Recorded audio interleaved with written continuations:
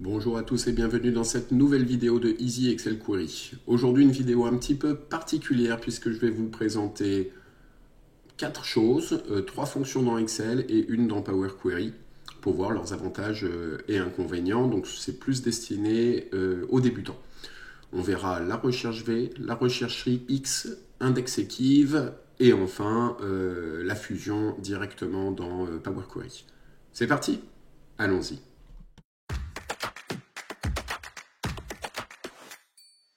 Alors, j'ai pris des données assez classiques avec un ID, un prénom, un mois, des données peu importe et une année. Ici, j'ai d'autres valeurs avec un ID, un nom, un âge et un sexe. L'idée, c'est de prendre ces données-là et de réussir à les amener ici. Alors, on va commencer par la recherche V. On va le faire étape par étape. Ce que je vais faire déjà, c'est que je vais prendre ici mes colonnes, comme ça je sais ce que je vais rechercher. Ok, donc là, j'ai sélectionné mes colonnes, j'ai fait CTRL-C, je suis allé dans ma base, me suis placé en cellule H1 et je fais CTRL-V. Je me place ensuite dans la cellule H2. J'appuie sur le signe égal et là, je vais lui dire que je fais une recherche verticale. Le V est pour vertical. Donc, recherche. L'intelligence me donne les différentes recherches disponibles. Recherche verticale, j'ouvre la parenthèse. Qu'est-ce que je recherche comme valeur?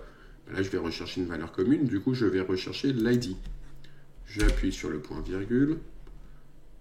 Il me dit dans quelle... Alors, table matrice, ça veut dire où tu veux que je cherche cet ID-là.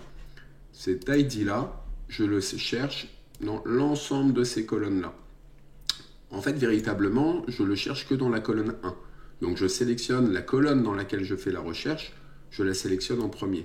En revanche, comme je sais que je vais avoir besoin de nom, âge, sexe, je vais sélectionner tout ça. Et vous voyez, ici, j'ai ma première colonne, ma deuxième colonne, ma troisième colonne, ma quatrième colonne. J'ai fait exprès de ne pas mettre le tableau en colonne 1 pour que vous compreniez bien que le nombre de colonnes dépend non pas de ma feuille Excel, mais bien de la matrice que je sélectionne. Donc, de B à E, colonne B étant du coup la première colonne. Colonne C la deuxième, D troisième, E quatrième. Donc je sélectionne toutes mes colonnes.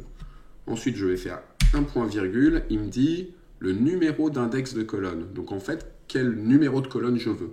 Je suis dans la colonne ID, je veux la première colonne. J'appuie donc sur 1, point virgule.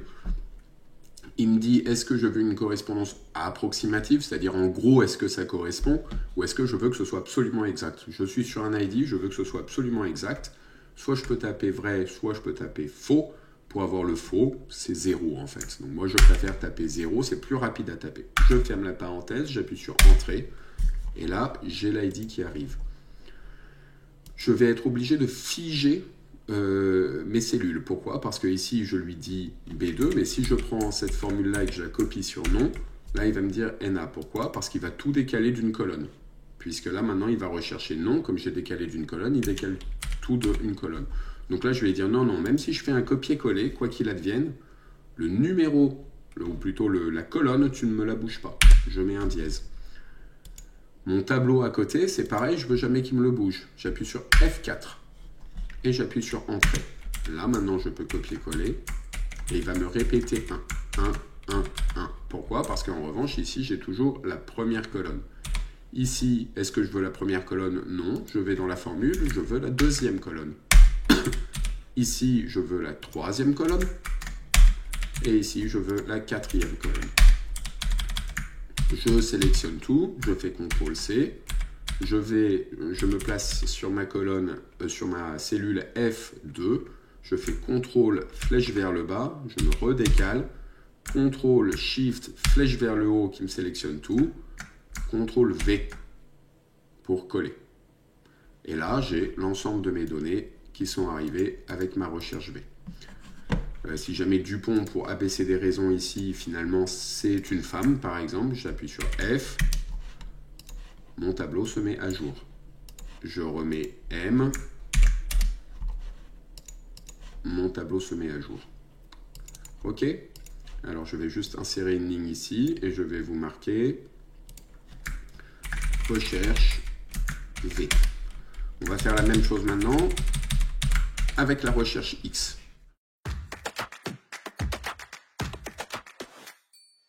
Pour la recherche X, maintenant, je vais taper ici recherche X. Recherche X. Alors, ça va être la même structure. Je fais égal recherche X. Alors, l'intelligence m'amène ici recherche X. J'appuie sur Tab. Il me dit quelle est la valeur cherchée. Je veux l'ID toujours. Le tableau de recherche, je vais dans Dimension. Je vais taper la colonne sur laquelle je fais la recherche. Je cherche sur cette colonne-là. OK. Quel est le tableau renvoyé? Je veux l'ensemble des valeurs de B à E. Qu'est-ce qui se passe si je ne le trouve pas? Alors, je vais mettre non trouvé. C'est-à-dire si j'ai un ID qui n'est pas présent dans mes dimensions. Quel type de correspondance je veux? Je veux la correspondance exacte. Je ferme la parenthèse, j'appuie sur Entrée. Il me met directement les 4 colonnes. Donc, comme tout à l'heure pour copier-coller ma formule, je fais la même chose et tout est OK. Vous remarquerez que là, je n'ai pas eu besoin de mettre de dièse ou de faire quoi que ce soit. Et je n'ai une seule formule, celle-là, c'est quelque part, enfin j'ai une seule formule que j'ai dupliquée, mais je veux dire j'ai une seule formule dans la colonne M. OK, maintenant on va passer à l'index équive.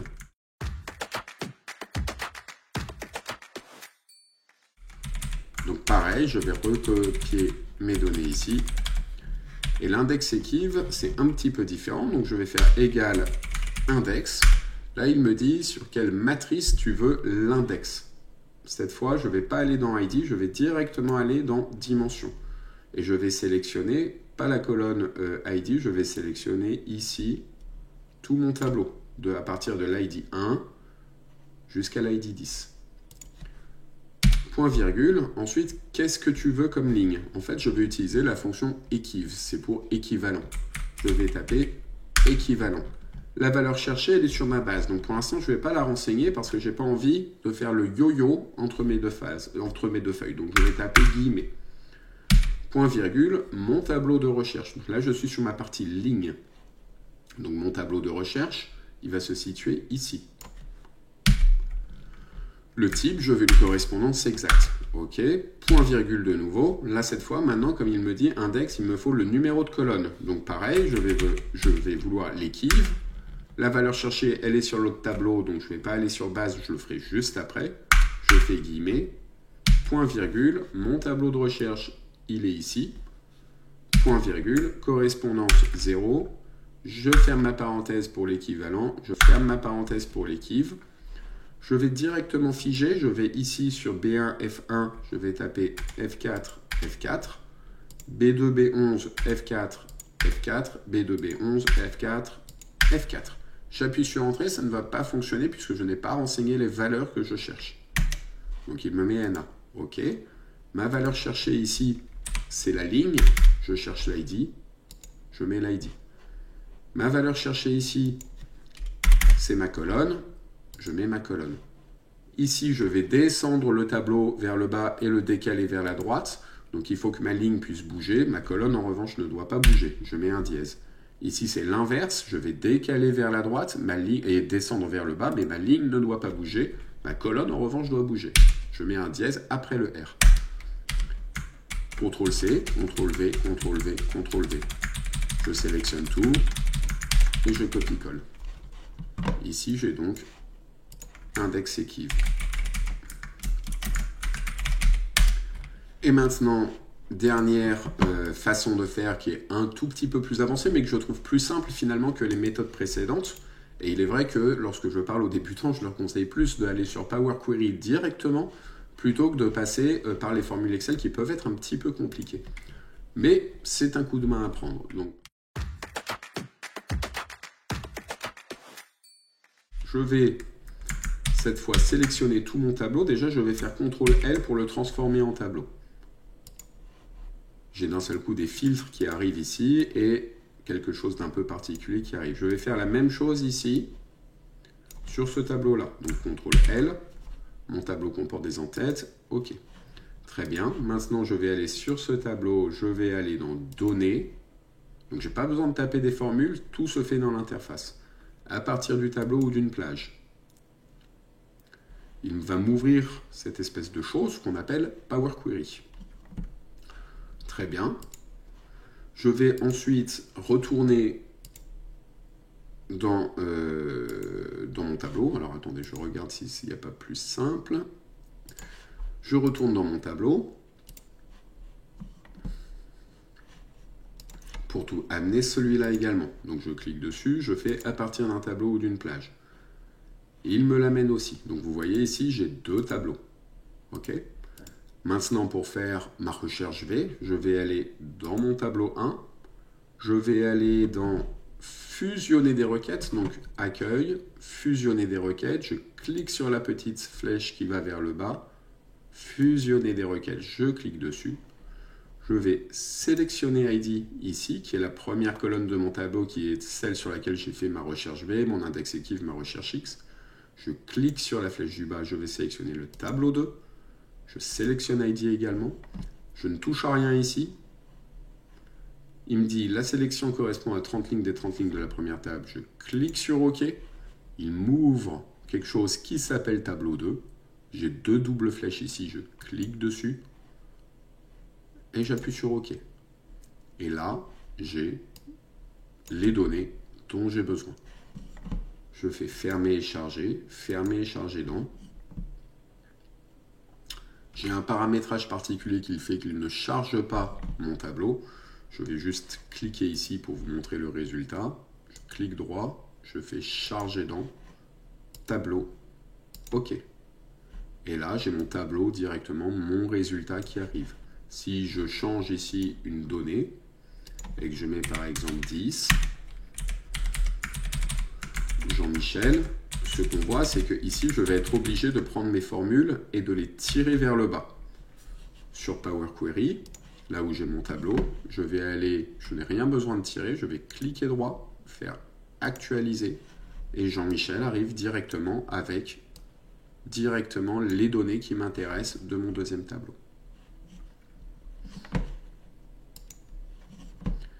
Voilà, j'espère que cette vidéo plutôt destinée à un public débutant vous a plu. N'hésitez pas à liker, à commenter, à vous abonner et je vous dis à bientôt pour de nouvelles vidéos.